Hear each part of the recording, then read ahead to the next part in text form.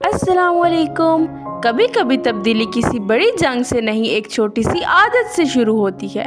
और आयशा को ये राज जापान की एक सादा सी रूटीन ने सिखाया। आइए देखते हैं। आयशा एक 22 साल की लड़की थी, नरम मिजाज, मेहनती और ख्वाब देखने वाली।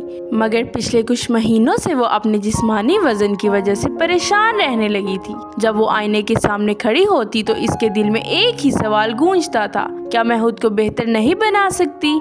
एक दिन वो इंटरनेट पर सेहत से मुतालिक वीडियोस देख रही थी।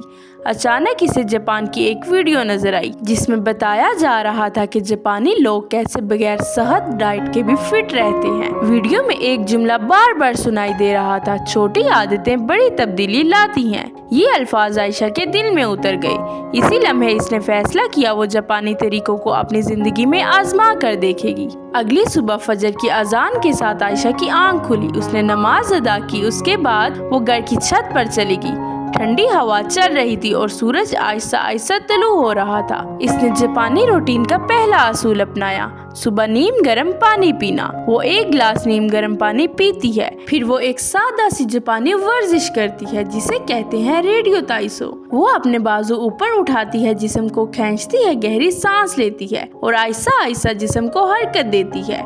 ये वर्जिश तकरीबन 10 मिनट की थी, लेकिन हैरत की बात ये थी कि इसके बाद आयशा को अपने जिस्म में हल्कापन महसूस होने लगा। इसे महसूस हुआ जैसे इसके अंदर नई तवानाई जाग रही हो। कुछ दिन बाद आयशा ने जापानी ग़िज़ा के बारे में मजीद पढ़ना शुरू किया।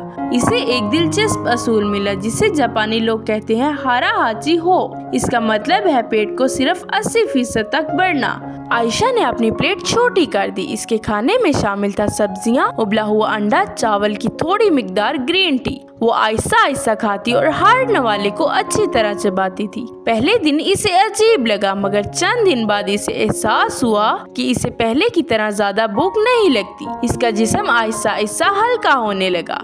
एक शाम आयशा ने जापानी वॉकिंग तकनीक सीखी। इसे कहते हैं इंटरवल वॉकिंग। इसमें वो 3 मिनट तेज चलती थी, फिर 3 मिनट आहिस्ता चलती थी। ये अमल वो तकरीबन 30 मिनट तक दोहराती थी। शुरू में वो बहुत ज्यादा थक जाती थी, अक्सर इसकी सांस तेज हो जाती थी, मगर हर दिन के साथ इसकी हिम्मत बढ़ने लगी थी। एक दिन इसने आईने में देखा तो इसे लगा जैसे इसका चेहरा पहले से ज्यादा रोशन हो गया है। वो मुस्कुरा दी, मगर ये मुस्कुराहट इसकी उम्मीद की थी। कुछ हफ्तों बाद आयशा ने अपनी जिंदगी में चंद और जापानी आदतें शामिल कर ली। आहिस्ता खाना, वो खाना कम से कम 20 मिनट में खत्म करती थी। उसके बाद ग्रीन टी, वो दिन में 2 मरतबा ग्रीन टी लाजमी पीती थी। तीसरे नंबर पर फर्श पे बैठकर खाना, इससे जिस्म कुदरती तौर पर सीधा रहता है और हाजमा बेहतर होता है। चौथे नंबर पर रात को जल्दी सोना, जापान में लोग जल्दी सोने को सेहत का राज समझते हैं। आयशा भी रात 10 बजे तक सोने लगी। इन छोटी छोटी तब्दीलियों ने इसकी जिंदगी को बदलना शुरू कर दिया।